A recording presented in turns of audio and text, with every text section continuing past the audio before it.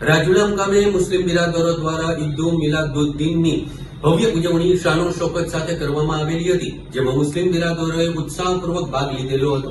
રાજુલામાં મુસ્લિમ બિરાદરો દ્વારા ઈદ મિલાદની શાનો શૌકત સાથે ઉજવણી કરવામાં આવેલી હતી। રાજુલા શહેર સમસ્ત મુસ્લિમ સમાજ દ્વારા ગેબનશાહ પીરની દરગાહેથી મુસ્લિમ સમાજ દ્વારા જુલુસનું આયોજન થયું। મુસ્લિમ સમાજ દ્વારા પોતાના ઘર ઉપર તેમજ મસ્જિદ ઉપર રંગબેરંગી લાઇટિંગ શણગારવામાં આવેલી।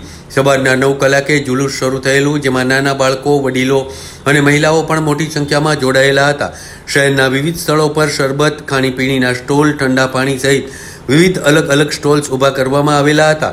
ડીજેની તાલ સાથે જુલુસ કાઢવામાં આવેલું હતું। દર વર્ષની માફક આ વર્ષે પણ હવેલી ચોક, ટાવર ચોક, હોસ્પિટલ ચોકથી તવક્કલ નગર ખાતે આ જુલુસની પૂર્ણાહુતિ કરવામાં આવેલી હતી।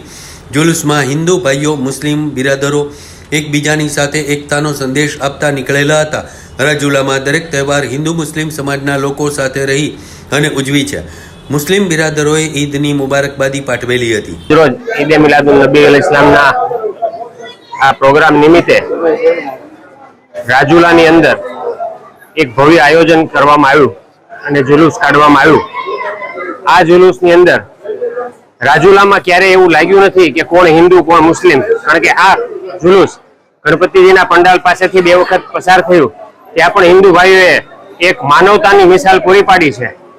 આજે નબી કરીમ સલ્લલ્લાહુ અલૈહિ વસલ્લમના જન્મદિવસ નિમિત્તે ઈદ મિલાદનું જુલુસ સમસ્ત મુસ્લિમ સમાજ રાજુલા આયોજિત યોજવામાં આવ્યું, જેની અંદર તમામ મુસ્લિમ સમાજના આગેવાનો જોડાયા। તમામ સમાજના આગેવાનોએ નબી સાહેબની તારીફ સાથે એમના કલામ શરીફ, દરૂદ શરીફ સાથે નાત શરીફ, અને આ રીતે અમારો કાર્યક્રમ રાજુલા શહેરનું મુખ્ય શહેર અને ત્યાંથી બસ સ્ટેન્ડ થઈને તવક્કલ નગરની અંદર અમારો આજનો આ કાર્યક્રમ પૂરો થાય છે। આ કાર્યક્રમની અંદર અમને સહકાર આપનાર તમામ મીડિયા કર્મીઓ તથા પોલીસ સ્ટાફ, અને પોલીસ સ્ટાફે જે સારો બંદોબસ્ત ગોઠવ્યો છે એ બદલ પોલીસ સ્ટાફનો અમે સમસ્ત મુસ્લિમ સમાજ વતી આભાર માનીએ છીએ।